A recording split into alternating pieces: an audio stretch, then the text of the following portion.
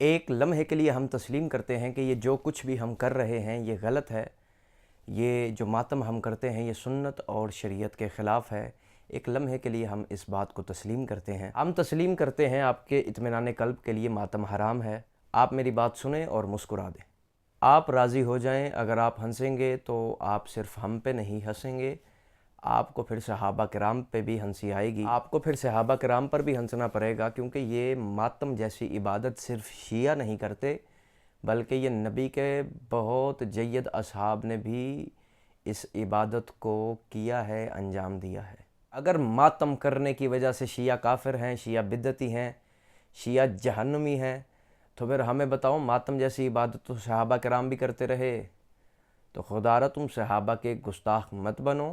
یہ ایسی عظیم عبادت ہے جسے نبی کے اصحاب بھی انجام دیتے رہے، نبی بھی کرتے رہے اور آل رسول نے بھی اسے کیا ہے۔ ماتم کوئی شیعوں نے ایجاد نہیں کیا، یہ سنت ہے صحابہ کرام رضی اللہ تعالی عنہ اجمعین کی۔ اگر تم نے شیعوں پر الزام لگانا ہے تو سوچ سمجھ کر لگانا، کیونکہ شیعوں سے پہلے تمہیں اصحاب پر الزام لگانا پڑے گا، کیونکہ یہ کام پہلے وہ کرتے رہے ہیں، بعد میں شیعوں نے شروع کیا ہے۔ کتاب آپ کے سامنے بغیر کسی تاخیر کے، موطا امام مالک کتاب آپ کے سامنے، اور وہی کتاب میرے ہاتھ میں موجود ہے، موطا امام مالک۔ اصل ریفرنس آپ کے سامنے، موطا امام مالک صفحہ نمبر 206، جس میں لفظ موجود ہیں جاء اعرابی الی رسول اللہ صلی اللہ علیہ وآلہ وسلم یضرب نہرہ وینتف شعرہ۔ رسول کے پاس ایک اعرابی آیا، ایک رسول کا صحابی آیا، اس نے رسول کے پاس آ کر اپنا سینہ کوٹا، اپنے بال نوچے۔ ایک اعرابی آیا، اس نے ماتم کیا، اپنے بال نوچتا رہا، گریبان چاک کرتا رہا، رسول کے سامنے یہ عمل کیا جاتا رہا، اور میرے نبی نے اس عمل سے اسے منع نہیں کیا، نہ ہی اس عمل کے بعد اسے کہا کہ تو کافر ہے، تو مشرک ہے، تو جہنمی ہے۔ رسول نے اگر ماتم حرام ہوتا، ماتم بدعت ہوتا، تو رسول یقیناً اسے ماتم کرنے سے منع کرتے، اور بات یہاں پہ نہیں رکتی بلکہ اس حدیث کی شرح میں علامہ زرقانی اس کی شرح میں لکھتے ہیں، وہ لکھتے ہیں فیہ جواز ذالک لمن وقعت لہ مصیبت فی الدین۔ جس شخص کے دین میں مصیبت واقع ہو جائے اس کے لیے یہ عمل کرنا جائز ہے، اس کے لیے ماتم کرنا جائز ہے۔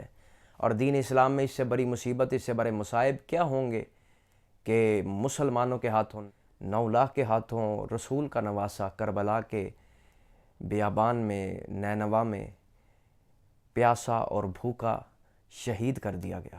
محمد کا نواسہ، محمد کا بیٹا، جس کے بارے میں نبی نے فرمایا تھا حسین منی و انا من الحسین۔ علامہ زرقانی فرماتے ہیں اہل سنت کے جید عالم دین کہ اس حدیث کی روح سے جس کے دین میں مصیبت آ جائے اس کا یہ بال نوچنا، ماتم کرنا جائز ہے۔ میں اور کچھ نہیں کہنا چاہتا، صرف اتنا کہوں گا کہ بس کر دیں، حسین کے بغض میں اپنی زندگیاں برباد مت کریں۔ حسین مولا کے بغض کا انجام سوائے جہنم کے اور کچھ بھی نہیں ہے۔